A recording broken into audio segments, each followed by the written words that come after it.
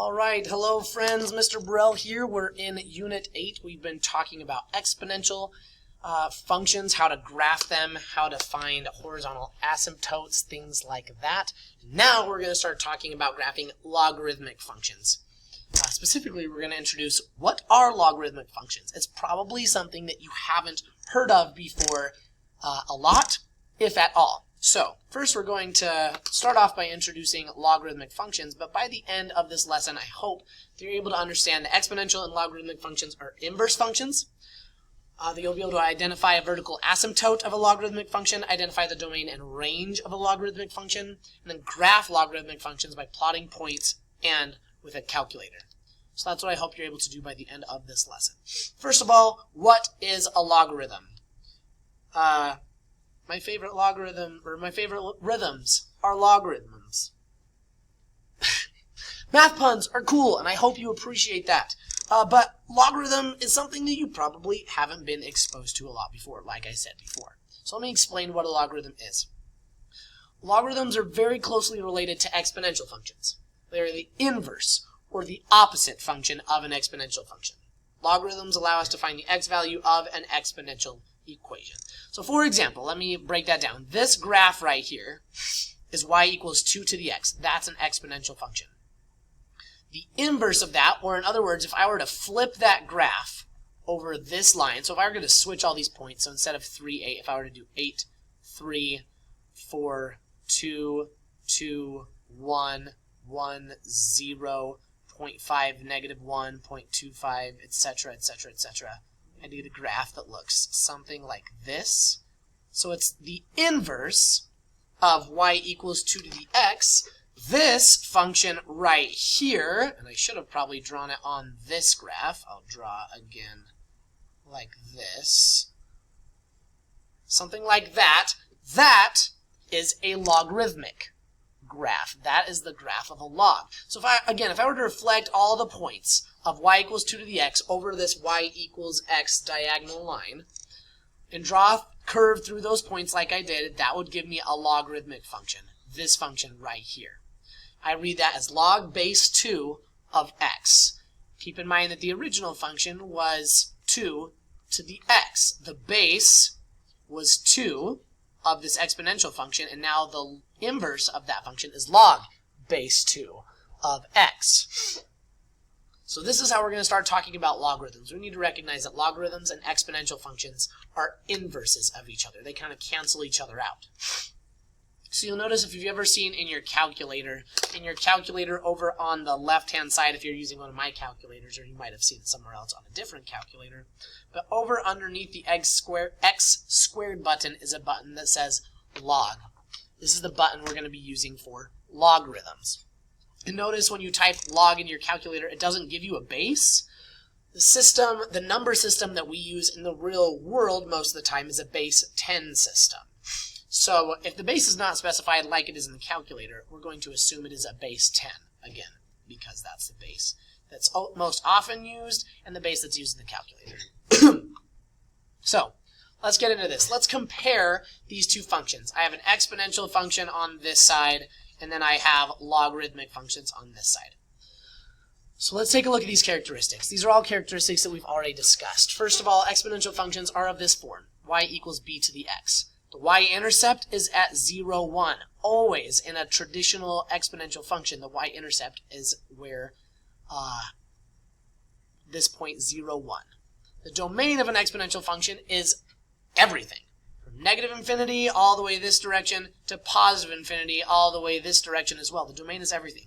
The range, or the possible y values, is from 0 to infinity. Everything above the x-axis. Meaning that the horizontal asymptote, or the horizontal line that this graph will never touch, is the x-axis, right here, or y equals 0. That's an exponential function. Those are things we've all already talked about. Now, the inverse of an exponential function, or a logarithmic function, has very similar properties, except, again, that they're inverted.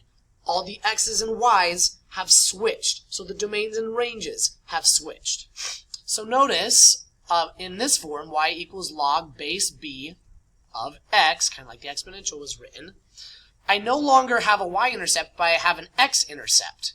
These numbers switch. Instead of 0, 1, my x-intercept is 1, 0. So it crosses the x-axis at 1, 0.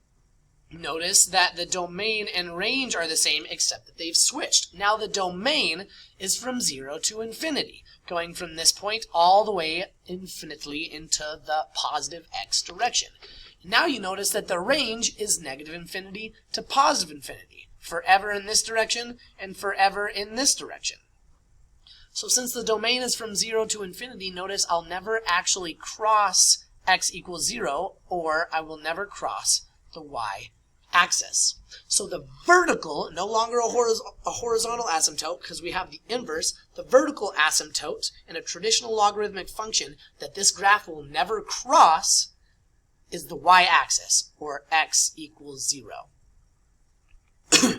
So those are some of the properties associated with logarithmic functions, and those will help us when we're starting to graph these and we're starting to use them a little bit more. That's a logarithmic function. So here, I asked you to use your graphing calculator to graph each of these logarithmic equations and complete these tables, and then copy the graph in the space provided and draw the asymptote. So, if you were to do that, I'm going to just graph a couple of these and then we'll show you what it looks like. Log of x plus 1, for example. In your calculator it'll look slightly different, so let me show you what it should look like here. Log of x plus 1 is going to look something like this. The vertical asymptote ends up being x equals negative 1. The domain is from negative 1 to positive infinity, and the range is everything. Everything from negative infinity to positive infinity is the range.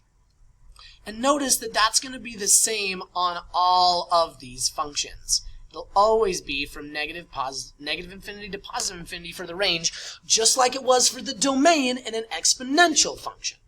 See kind of the comparison we're making here? See what we're doing? Next, I'm going to draw a graph, log of x plus 4. So notice now that this 4 is on the outside of the parentheses. Notice how this is going to change this graph. So here, you see the vertical asymptote is still at x equals 0, so this one hasn't changed. But now, instead of crossing right here at 0, 1, it's moving up 4 units. It's going to cross like right here. So this graph is going to look something like that. The domain in this case is still from 0 to positive infinity, because I haven't shifted it all from left to right. Notice the shift that happened here. Notice how that shifted the domain and how that shifted the vertical asymptote.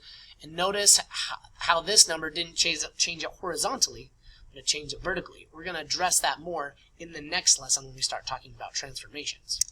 Last one here, we have log of x minus 1 minus 3. So you'll notice that I'm going to have a vertical asymptote right here, and instead of crossing it at 0, 1, I move to the right 1 and down 3, so I'm going to have this point right here. You'll notice my graph's kind of going off the screen, but it's going to look something like that. So my vertical asymptote is now at x equals 1, and my domain is from 1 to infinity.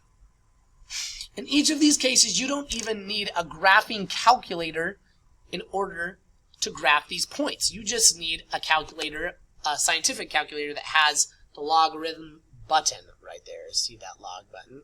See that log button? Because you can plug in certain x values. Say I want to plug in x equals 1. If I plug in x equals 1 and compute log of 1 plus 1, close parentheses, it will give me an output value that would give me my y value.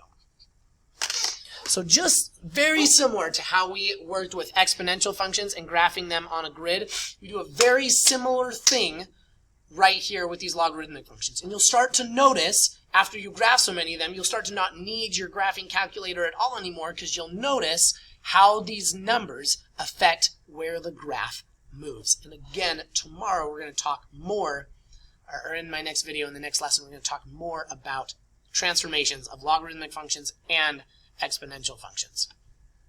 So, just as a recap, which of these values do you think, from what we saw, is going to affect the vertical asymptote? And in this case, in a logarithmic function, you saw that this h value affected the vertical asymptote, the opposite of what this number was, and you kind of reflect back on this to when you are thinking of transformations of other types of functions. This h value determines what the vertical asymptote is. Conversely, when we were talking about these exponential equations, which of those values affected the horizontal asymptote? And we discussed in this last lesson that the k value in exponential function will change the horizontal asymptote, or the up and down movement, the vertical shifts. So that's what I want you to understand right now about graphing logarithmic functions. Again, very similar to exponential functions, very closely related because they are inverses of each other. So I encourage you to, let's go back on this page to kind of take a look at this as an example of how to graph some of these logarithmic functions. But before we finish, I want to bring up this. Some of you might be thinking, like, so what, Mr. Burrell? Why do we use logarithms? Where are we going to use these? When we talked about exponential functions, we talked about how exponential functions can be used to model a lot of different situations. Exponential growth, exponential decay, radioactive decay, your interest on a loan or on an investment company or something like that. So much of the power of logarithms is in their usefulness in solving exponential equations. So in solving for x in an exponential equation, we use logarithms a lot. So some specific examples where you would see this is in sound measurements, when people are taking measurements using decibels, measuring earthquakes, measuring the brightness of the stars, lots of applications in chemistry like pH balance, acidity and alkalinity.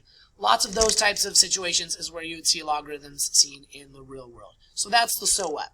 That's why we're talking about this. So hopefully, at the end of this video, now you understand a little bit better that exponential and logarithmic functions are inverse functions. Hopefully you can identify a vertical asymptote and domain and range of a logarithmic function. And hopefully you're able to graph logarithmic functions by plotting points and with a calculator. So I hope that was helpful, hope that was useful, and I hope that you enjoyed it as much as I did.